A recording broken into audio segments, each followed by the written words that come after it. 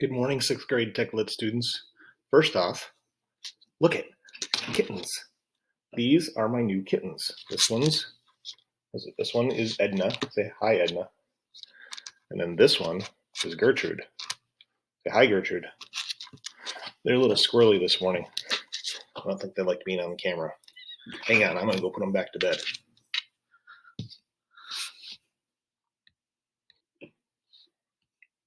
Okay, now that I've got your attention. So last week, you guys went in and in Google Classroom, you chose what topic and brainstormed what topic you'd like to do for your Genius Hour. So almost all of you did that. Good job. For those of you that didn't, get on it. Okay, you still have to decide that. So for today, and this is just for Monday, what I need you to do is we're going to do what's called step 2 of this. So in today's post, you're going to have a link to this guy. And what it does is it breaks down more detailed what this Genius Hour is all about, okay? So the Genius Hour is basically an opportunity, an hour, for you to decide what you want to work on. This next unit we're going to be working on between now and May 8th is all about you, whatever you want to work on. I'm not going to limit you necessarily based on your ideas, but I'm going to help you narrow them down to good ideas that I know you'd be able to be successful at. Okay. Now, a lot of companies will do this. For example, Google uses what's called the 20% time. It's essentially the same time. So theory, the 1 day a week, they work on whatever they want. And what's cool about this is that many of the products that like Gmail, Google Docs, was all created by Google employees that did this during their 20% time. And they started asking questions like, hey, what if we could do this? Or what if we could do that? And their little pet project turned into like really huge things. So you never know what good idea you might have if you just given the time to work on it. And this is really what this is about. So so go ahead and watch this video, right? And then you can learn a little bit more about what Google does and some cool things that happens with that. But the Genius Hour is an opportunity for you to explore your passions and encourage creativity on topics that excite you, okay? Or specifically a topic. So last time you brainstormed a whole bunch of different topics that you would potentially working on, and you had an awesome list of ideas, anything from like woodworking to science stuff to dance things to sports activities to all sorts of different stuff. So good job on those lists. Now we need to narrow it down. So we have 3 rules, 3 guiding principles for our Genius Hour that we need to follow between now and when we finish this, okay? So rule number 1, it must be a driving question, right? So that might be something along the lines of, how do I do this? How does this happen? How does this work? It's a question that you have that you want to be able to solve. Okay, so all good problems start with a question, and you need to find your question as well. So let's say that you want to be able to. Let's see, one of the examples that we had. Let's take a look at some of these examples from last time. Just going to get there. Kimberly Diaz had questions about photography, fashion, interior design, and cultures, how to be a good chef. All right, well, maybe let's do that one, how to be a good chef, okay? So perhaps Kimberly, for her how to be a good chef, she's going to narrow that down and say, well, how do you make this specific type of food, whether it be an Italian cuisine or this type of baked item, whatever the case may be, right? So she's going to, to be able to tackle like how to be a good chef, that's a huge topic. We need to narrow that down a little bit. So I'll help you focus on that. So pick one of those and figure that out, okay? Step 2, we're going to start doing some research on that. So you can identify a YouTube video or a documentary or other sort of video source online or on TV that is an authentic source that is reliable. Okay, remember we went through our Google training on power searching, and we determined that some videos that we watch and sites are not reputable, and others are. So we'll make sure we find reputable sources on this. So One source of your information to find all this information is all going to be about video. The second one, let me highlight this question here for you. There you go.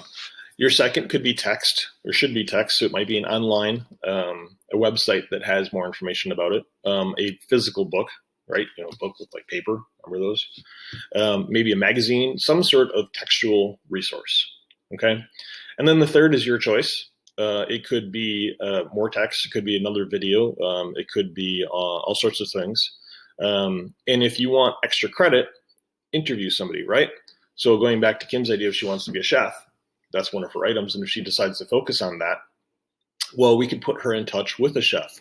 First off, we've got a couple here in our school that we could focus on. I know that Mrs. Fox at the high school and at the middle school would love to interview her and give her some information on that to focus on. But maybe we also put her in touch with a chef from a local restaurant, right? That's easy to do. We can make some calls. So if that's something you want to do, let me know and I'll help you coordinate that. Okay, that would be extra credit. Then part 3 is you're going to put it together in some sort of fashion that would be shared and published. Your end result. What did you learn, right? So this might be in the form of a video. You can use it right on your iMovie iPad app. You could create a presentation in Google Slides. You could do a demonstration, a film video of you demonstrating how to do something that you've solved. Let's say you're going to be able to do this dance, right? And you're going to master this dance and learn all about it, how to do it properly. Well, your final might be a video of you doing that and then explaining how it all works. Let's say it's something technology-wise. You could certainly do something technology-wise and demonstrate that of how you worked your way through this coding problem or whatever the case may be. You could do a cardboard display or a poster board display and then take a picture of it. Or even film video of it and explaining that video, that poster that you created. You could create an infographic. An infographic is a digital sort of let me just show you. An infographic is a digital layout that walks you through some facts and statistics about it. So here's an example. Let me see. There we go. So the mystery of yawning. So in this case, somebody learned all about yawning and made the really nice stats and statistics and poster that is highly educational, right? So there's all sorts of different examples here of infographics that we could utilize and make. You can make an interactive image using ThingLink. So this is an image that has got links on it. So you could like click on this image and say, oh, learn more about this, learn more about that. So that's possible. Or you might have something completely different that I didn't even think about. So you let me know. But whatever we decide upon, you'll tell me, and then we'll work our way through it. So I'm going to be helping you through this process. So if you want to look at, if you're having a little bit of hard time getting your head wrapped around what this all could potentially look like, take a look at some of these examples. So schools all over the world do Genius Hours. I'll be publishing ours as well, so the public will be able to see your project. Okay, so make sure that you know that whatever you create, it's going to go out to the world. Okay, because that's the whole beauty of this, is that you share your knowledge. Okay, so it's important that other people know about what you're learning about, and you can share that knowledge. So here's a link to a Genius Hour projects by 6th graders at a different school somewhere in the US. So you can click and link through those. So let's look at our timeline here and what we need to do. So this seems like a lot. We're going to break it down in steps. Okay, there's 7 steps, and each day or week I'll help you through those processes. So only have to worry about one thing at a time. Step 1, it's done. You did it already. That was your assignment last week. Okay, so on last week Wednesday, when you brainstormed your ideas and turned it into Google Classroom, boom, done. So we can cross this one off. Actually, what I'm going to do is I'll do a strike through on that right now, because then we know all done.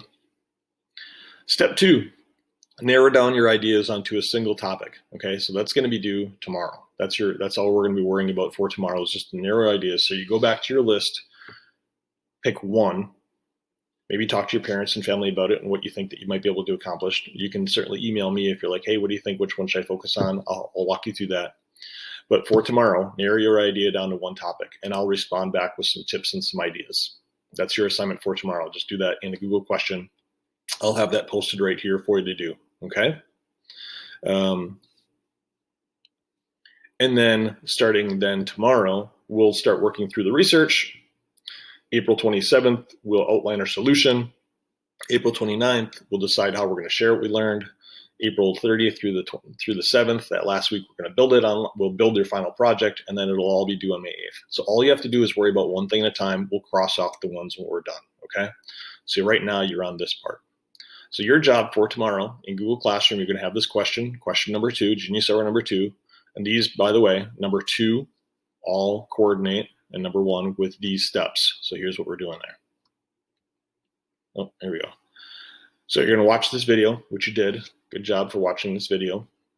You're going to review the project document link, which is right down here, the same document that we went through.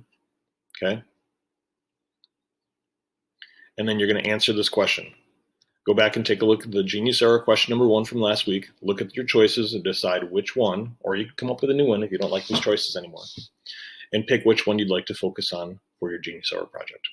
That's it. If you have any questions, let me know. But your project for tomorrow, your assignment for tomorrow is to answer this question. Good. Thanks. Have a good day. Goodbye.